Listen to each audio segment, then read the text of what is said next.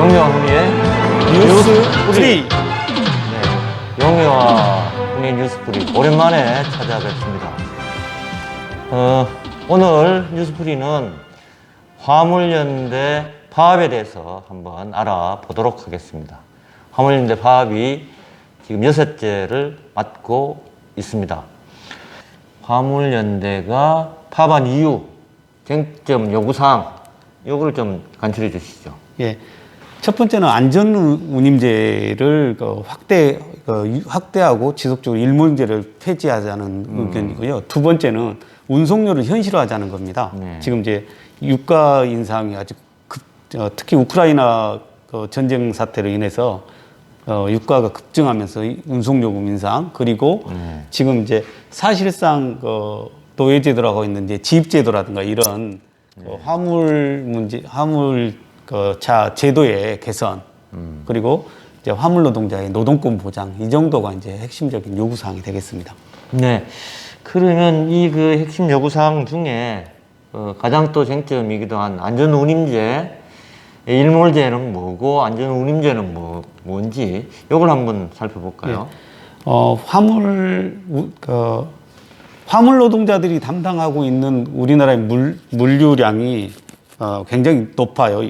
그래서 그동안에 이제 과적이라든가 과로 이런 문제로 사고가 계속 나고, 네. 근데 이제 경제 대국이라고 하는 나라에서 이런 문제가 계속 생기면 안 된다라는 관점에서 안전운임제를 시행하면서 화물 노동자들의 이제 안전하게 일할 수 있도록 이렇게 보장을 한 거죠. 근데 사실 이 제도가 전면적으로 시행돼 있는 건 아니고요. 약 41만 명 정도가 일을 하고 계시는데 그 중에 이제 적용 대상은 6%, 약 2만 5천 명 정도만 적용이 되고 있어요. 근데 그나마 이 제도가 올 연말까지가 한시 운영입니다. 한시 운영으로 되고 있어서 이 이제 화물 노동자들은 그래서 일몰제라고 하죠. 이 일몰제를 철폐해 줄 것, 그리고 운행 대상을 확대해 줄 것, 이 두 가지를 지금 요구하고 있는 것이죠. 네. 지금 현재 안전운임제의 대상이 컨테이너와 그다음 시멘트, 벌크 트레일러라고 하죠. 예. 두 가지 이 영역에서만 하고 있으니까 이 영역을 더 확대해서 안전운임제를 정착을 시켜야 한다는 거고, 올해 말까지로 되어 있는 이 안전운임제 시행을 연장해서 계속 해야 한다, 이런 주장을 하고 있는 것이죠. 예. 화물연대 요구사항 중에 운송료 인상에 대해서는 이미 말씀을 해 주셔가지고 이해가 될 수 있겠는데, 이 지입제 폐지는 어떤 의미를 가지는 것인지. 화물 노동자 중에 상당수가 사실은 차량은 내 차량인데 화물 운송 허가를 받는 차량 남바라고 하죠. 번호판, 이제 노란색 번호판일 텐데요. 그 번호판을 취득하려면은 어떤 회사에 등록을 해야 됩니다. 개인이 물론 이제 협동조합으로 운영하는 데도 있고 합니다만, 대부분 이제 협동조합으로 운영해도 물량을 못 받으면 아무 소용이 없잖아요. 그래서 결국 물량을 가지고 있는 업체에 등록을 해야 되는데, 그 등록하는데 사실상 그 회사의 운행 넘버를 가지고 있지만 이 차량은 내 거라는 거죠. 개인 차량입니다. 그래서 일부에서는 이제 특수고용 노동자다라고 하고, 아니면 이거는 사실상 노예제도라고도 하고, 이런 이 지입제도 자체를 폐지해야 된다고 주장하고 있는 거죠. 옛날에 택시업계도 사실 지입제로 많이 운영되고 있었죠. 이 지입제가 폐지되면 이제 화물차 노동자들의 상황이 좀 나아질까요? 아마 이제 재산권 보호라든가 이런 여러 가지 측면에서 상당한 기대 효과가 있을 것으로 보이고, 더더욱나 지금처럼 특수고용 노동의 지인이 아니냐라는 다툼을 할 필요가 없어지는 것이 되겠죠. 그래서 만약에 아예 없어진다면 개인적으로 화물 사업을 인정을 하든지, 용달 트럭이나 이런 것처럼 인정을 하든지, 아니면은 물론 그런 제도가 지금도 있긴 합니다만은 근데 물량이 없으면 내가 용달차를 하더라도 초대형 화물을 누가 개인에게 주겠냐는 거죠. 네. 그래서 사실은 이 지입제도라는 건 전근대적 제도라는 거죠. 네. 그럼 기입제의 대안으로 뭐 이 얘기되고 있는 제도가 있나요? 지금은 이제 다양한 방식으로 그 화물 노동자들의 그 재산권 이것들을 보호할 수 있는 장치들을 마련해야 된다라고 하는 거고, 지금 사실은 이제 아예 뭐 전체적으로 그런 이제 개별 그 일정 정도 이상 규모가 되는 것은 되는 화물에 대해서는 뭐 이렇게 그런 공식적인 업체를 통해서만 이제 그 운송되게 한다든가, 아니면은 그 개별적으로 그렇게 이렇게 조합을 만들거나 이렇게 할 때 그 부분에 대해서도 상당 부분 그 권한을 유지해 줘야 되는데, 사실은 뭐 개인이 차량 넘버를 받는다 하거나 어떤 협동조합을 만들어서 받는다 하더라도 아까 말씀드렸듯이 물량을 확보할 수 없기 때문에 결국은 그 제도는 사문화될 가능성이 높아서 지금은 실질적으로 지입제 자체를 철폐하는 것, 즉 번호판 따로 차량 따로인 이 제도 자체를 철폐하는 것이 핵심이 돼야 될 거라고 생각합니다. 네, 그 기입제를 폐지하면서 그 새로운 그 화물 운송 이런 그 방안을 모색하는 것이 이제 필요한 때가 됐다. 이런 말씀인 것 같습니다. 자, 그러면 이제 그 기입제 때문에 이제 이게 노동자냐 아니냐 이 또 논란도 일어날 수밖에 없는 것이죠. 그렇죠. 예. 네. 그런 부분입니다. 그래서 결국은 그 노동권의 사각지대에 또 놓이게 되는 측면도 지입제도이기 때문에 개별 사업자 등록을 또 해요. 그렇죠. 그리고 어떤 거는 차량이 앞 대가리는 내 건데 뒤에 트레일러는 회사 거고 이렇게 운행되는 그런 경우도 이런 경우도 있다는 거죠. 그래서 이런 부분들이 사실 완전히 그 봉건 시대의 정근대적인 운영 방식이기 때문에 폐지돼야 된다, 이런 주장입니다. 그렇죠. 이걸 폐지하면서 새로운 제도를 만들어야 한다. 예, 그런 말씀이었습니다. 자, 그러면 지금 화물차 노동자들의 파업이 어떻게 진행되고 있는지 직접 파업에 참여하고 있는 민주노총 공공운수노조 화물연대 포항지부 여정호 사무국장님과 통화를 해서 지금 파업 현황이 어떤지 한번 알아보도록 하겠습니다. 예, 여보세요. 예, 예, 예. 반갑습니다, 사무국장님. 예, 안녕하세요. 네, 지금 화물연대 파업이 6째 맞고 어제 예. 정부와의 3차 교섭이 결렬됐다고 들었습니다. 네. 왜 결렬이 됐는지 좀 말씀해 주시겠습니까? 예, 국토부에서는 안전운임제를 노사협의사항이라는 기조로 현재 나오고 있습니다. 네. 이 안전운임제는 국회와 정부에서 결정하는 문제인데, 이거를 노사 문제로 매우 하기 때문에 이 현재 문제 요섭에서 뭐 상당하게 이 해결할 수 있는 부분이 줄어든 사항이라고 봅니다. 국토부는 처음에는 어느 정도 절충안을 내놓다가 막판에 와서는 다시 원점으로 돌아오는 이런 상황이 지금 계속 요섭 때마다 이루어지고 있고요. 그래서 요섭이 잘 원만하게 이루어지지 않고 있는 상황입니다. 네, 그러니까 정부가 책임져야 할 걸 회피하고 화물업주와 화물 노동자가 알아서 하라 이렇게 이제 하는 네. 현실이네요. 예, 맞습니다. 그리고 지금 오늘까지 6째 맞고 있는데요. 예. 전국적인 파업 상황하고 포항지부는 지금 어떻게 하고 있는지 좀 말씀해 주시겠습니까? 네, 전국 16개 지역 본부에서 주요 어점을 잡아서 계속 투쟁을 하고 있고요. 포항 같은 경우는 포항 철랑산 산업단지 공단으로 올 수 있는 모든 길목을 현재 어점으로 잡고 외부로 나가는 차, 외부에서 들어오는 차를 최대한 막고 있는 상황입니다. 네. 그런데 이제 40여 명이 파업 과정에서 연행이 됐고 구속된 분도 상당히 있다고 들었습니다. 이 예. 연행과 구속 상황 좀 알려주시겠습니까? 예, 지금 현재 정권에서 경찰이 강경 대응 기조로 나오고 있기 때문에 네. 조금의 충돌만 있어도 연행을 하고, 그리고 현재 우리 조합원들이 부상도 많이 당하고 있는 현실입니다.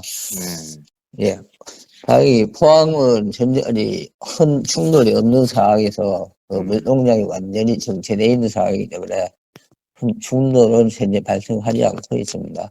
네. 그러나 이에 씨알이 좀 더 진압으로 인해서 화주사든 운송사든 어떠한 도발이 충분히 이루어질 수 있는 여지도 있다고 봅니다. 예, 지금 여기 국장님, 지금 보면 이제 물동량도 많이 제한이 되고 있고 이런 상황이에요.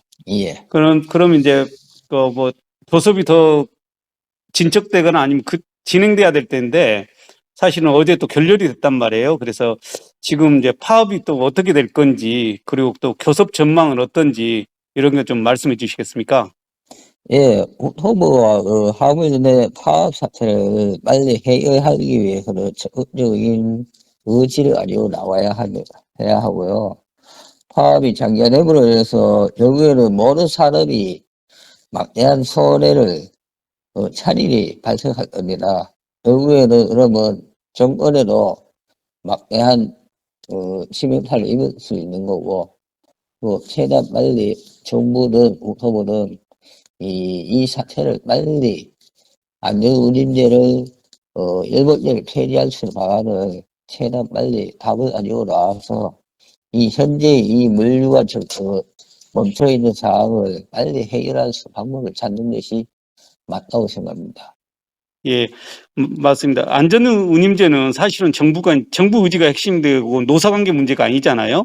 그렇죠. 근데 이제 어제도 교섭에서 노사 문제로 이렇게 기존의 입장보다 오히려 후퇴한 것 같은데 이런 많이 후퇴했습니다. 부분이 빨리 해소됐으면 좋겠다는 생각이 듭니다. 예. 예, 예, 맞습니다.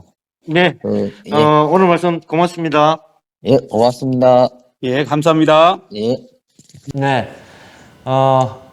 민주노총 공공운수노조 화물연대 포항지부 사무국장 여정호 사무국장님 인터뷰였습니다. 네. 화물연대 노동자들의 주장과는 달리 안전운임제 시행을 해서는 안 된다라고 이제 화물업주들이 주장을 하고 있죠. 그런데 그 주장 중에 하나가 안전운임제를 해도 사고가 줄지 않는다 이런 주장을 해요. 이게 사실인지 한번 예. 예. 안전운임제를 해도 사고가 줄지 않는다 이렇게 이제 보고 있는데요. 사실은 이 기간 자체가 너무 짧아요. 지금 적용 기간이 평가 기간이 지금 3년도 채 안 됐거든요. 그리고 아까 말씀드렸듯이 적용 대상이 6%밖에 되지 않습니다. 만약에 이거 100% 적용하고 적용 기간이 5년, 10년 이렇게 된다면 뚜렷하게 나타날 것으로 보는데요. 물론 일부 품목이긴 합니다만 이제 시멘트 같은 경우에는 과적 비율이 어쨌든 통계적으로 30%에서 10%로 줄었다는 거예요. 그럼 과적 비율이 줄었다는 건 말 그대로 도로 안전이나 이런 것들에 상당하게 지금 기여를 이미 하고 있다는 것이고요. 12시간 이상 장시간 운행 비율이 시멘트 같은 경우에는 50%에 달했어요. 2대 중에 한 대는 거의 과적에 해당될 정도로. 근데 27%까지 낮아지는 실질적인 효과가 있었고, 컨테이너 같은 경우에도 12시간 이상 장시간 운행 비율이 29%였는데 지금 최근 통계에 의하면 1.4%까지 낮았다. 그럼 사실상 컨테이너 효과가 거의 높게 적용됐다고 볼 수 있거든요. 이런데 이제 뭐 사고가 줄지 않았다 하는 것은 이미 이렇게 장시간 노동량 이걸 통해서 그 효과는 지금 확산되고 있는 것이다라고 보는 게 맞을 것 같습니다. 휴식권이 보장이 되고 과다하게 적재하지 않는 이런 상황이 있다면 사실은 사고 확률은 낮아질 수밖에 없는 것이다. 그렇죠. 예, 과적을 하면 제동거리라든가 다 문제가 되지 않습니까? 그렇죠. 네. 그리고 또 이제 화물업주들이 주장하는 것이 이게 우리나라에만 있는 유례 없는 제도다. 이런 주장을 하고 있어요. 이게 또 사실인가요? 그건 또 사실이 아니고요. 이미 이제 호주나 뭐 캐나다 같은 데도 그 비슷한 제도를 적용하고 있고요. 가장 크게는 아까 말씀드렸듯이 우리 지금 안전운임제라든가 이런 것들을 해서 화물 노동자의 노동권을 보장해야 되는 가장 직접적인 이유는 우리는 지금 그 7대 경제대국 또 10대 경제대국이라고 하는데 이런 나라에서도 아직도 광범위하게 지입제도를 도입하는 그러니까 전근대적인 제도를 도입하고 있단 말이죠. 이것을 보완하는 기제로 안전운임제를 채택한 거예요. 만약에 그렇지 않는다고 한다면 굳이 이런 제도를 꼭 지금 절대적으로 필요하거나 이러지는 않을 텐데 전근대적 제도를 가지고 있고 이런 제도를 보완하기 위한 장치로 이게 도입한 것이기 때문에 오히려 이제 지금 그런 운송 체계에 대한 그 근본적인 시스템을 바꾸지 않는 한 이런 것으로라도 보완을 해야 안전이 유지된다는 차원이지 이거 절대적 가치는 아니라는 것이죠. 예. 지입제야말로 세계에 유례가 없는 제도다 이렇게 얘기하는 것이 더 그게 더 타당한 네, 거죠. 타당한. 예. 그리고 뭐 알선 주선 해가지고 몇 대 다단계 운송 시스템 이거 자체를 폐지하지 않고 나머지 주장을 한다는 거는 어불성설이라고 보입니다. 네, 그래서 화물연대 지입제 폐지는 지금 당장 폐지 뭐 하고 이런 내용보다는 사실은 이 폐지에 대해서 지금부터 본격적으로 논의를 해야 된다는 의미가 될 수도 있겠네요. 예, 맞습니다. 자, 그리고 이제 또 화물업주들이 안전운임제를 반대하면서 내놓는 이유 중에 화물 노동자의 운임이 지나치게 높아진다 이런 주장을 하고 있어요. 이것도 사실 아니죠? 사실인가요? 이렇게 볼 수 있겠어요. 맞아요. 이 안전운임제를 하면서 높아진 건 사실입니다. 그러면 역설적으로 그동안 화물 노동자들이 굉장히 낮은 수준의 운송료로 운영을 하고 있었다는 것을 반증하는 것이고요. 안전운임제를 하면서 그게 높아졌다는 것은 그동안 낮은 정말 저가의 물류 운송 비용을 책임지던 우리 사회가 이제는 사회적 수준도 높아지고 이러면서 전체적으로 이제는 상당한 물류 운송 비용을 부담하면서 안전하게 그리고 정확하게 운영되는 시스템으로 바뀌어야 되는 그 시점에서 지금 이게 도입된 것이지 그런 모든 것들을 빼고 그동안 저가로 운송됐던 그런 사회적 시스템은 배제하고 예전보다 많이 올랐다 이렇게 이야기하는 거는 뭐 기본적으로 이렇게 그동안 그러면 화주들이나 이런 분들이 엄청나게 많은 이익을 취하고 있었다 이런 것을 역설적으로 반증하고 있다고 보여집니다. 그리고 화물업주들의 주장은 30% 이상 인상이 됐다. 뭐 근데 그게 사실이 아니라는 거지 30%까지 올랐다는 게 말이 안 된다는. 그렇습니다. 네. 예. 아까도 말했던 그렇다 하더라도 적용 대상이 6%였다는 겁니다. 그렇죠. 예. 화물 연대 파업이 여세제를 맞고 이게 장기화될 우려도 있어 보입니다. 화물 연대 파업이 장기화되면 여러 가지 그 물류의 차질을 가져올 수 있죠. 그래서 정부가 특단의 조치를 내놓을 필요가 있지 않을까 싶네요. 정부가 어떻게 푸는 것이 맞을까요? 지금은 단기적으로는 안전운임제를 유지하고 그리고 품목도 점진적으로 품목과 대상도 확대해 나가면서 아까 말씀드렸던 우리 지금 물류 시스템 자체가 전근대적인 방식으로 구성되어 있다고 했지 않습니까? 이런 방식들을 구조적으로 개편해 나가는 방향으로 가야 반복되는 이런 문제가 해소될 수 있을 것 같고요. 더구나 이번에 좀 절박한 것은 불과 우리가 이렇게 우크라이나 전쟁이 발발하기 전만 하더라도 석유값과 경유값이 1,300원, 1,100원, 뭐 1,200원 이렇게 왔다 갔다 했단 말이죠. 근데 지금은 경유값이 2,000원을 넘어갔어요. 네. 그리고 휘발유 값을